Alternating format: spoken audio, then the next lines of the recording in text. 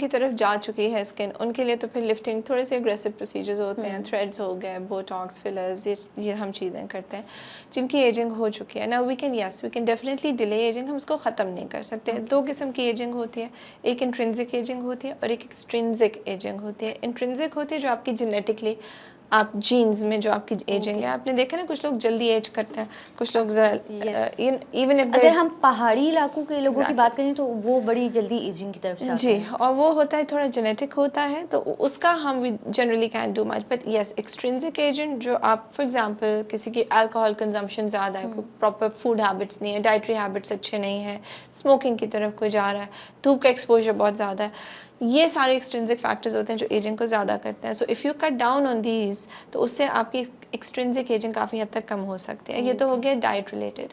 ना treatment related we can go for, अब ageing क्यों हो रही है, लोग समझते हैं सिर्फ स्किन ढलकने से एजिंग होती है।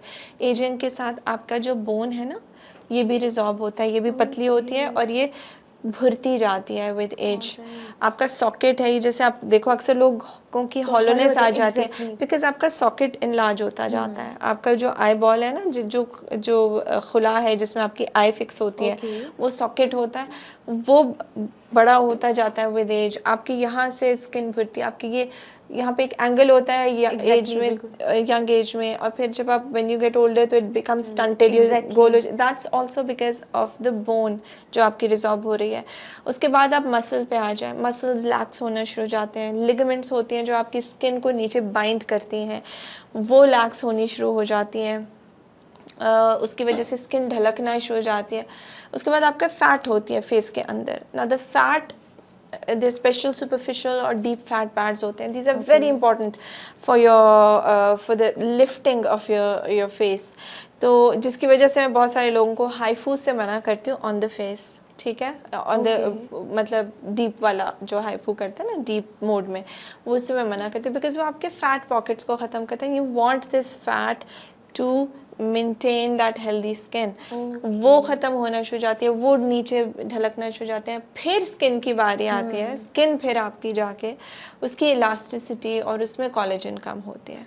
अब हम हर पॉइंट को जब करेंगे उसको, तो फिर हम कहीं जाके बहुत अच्छा सा एंटी एजिंग इफेक्ट किसी को देंगे। ओके, जैसे कि गर्मियाँ और धूप जो है वो एक वजह बन सकती है एजिंग की। बिल्कुल बन सकती और है। आपको क्या लगता है कि सन ब्लॉक कितना ज़्यादा या सनस्क्रीन कितना ज़्यादा उसको प्रोटेक्ट कर सकती है? सनस्क्रीन 100% प्रोटेक्ट नहीं करता आपको अल्ट्रावायलेट रेज से, क्योंकि हम देखते हैं अच्छा जी सन ब्लॉक लगा लिया, अब तो सारे मसले ख़त्म हो जाएंगे, अब तो कुछ हो ही नहीं सकता। If you're out in the sun, और हमारा जो धूप है माशाल्लाह काफ़ी वाहिर मिकदार में होती है, which is actually I think pretty good.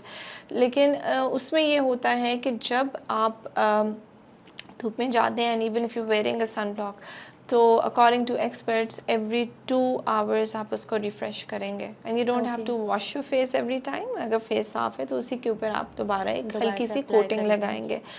दूसरा ये कि उसके साथ इट्स ऑल्सो इम्पॉर्टेंट कि आप कुछ, जैसे कुछ लोग हैट्स पहनते हैं या अम्ब्रेलाज लेते हैं, या अगर आप नकाब या हिजाब भी कर रहे हैं तो make sure it's not black, because black जो होता है ना it tends to absorb heat, और जो वाइट या स्किन कलर होते हैं वो रिफ्लेक्ट करते हैं। तो बिल्कुल पहने हिजाब, हमारी सुन्नत है, बिल्कुल करें, लेकिन कलर्स का थोड़ा सा स्पेशली गर्मियों में ख्याल रखें।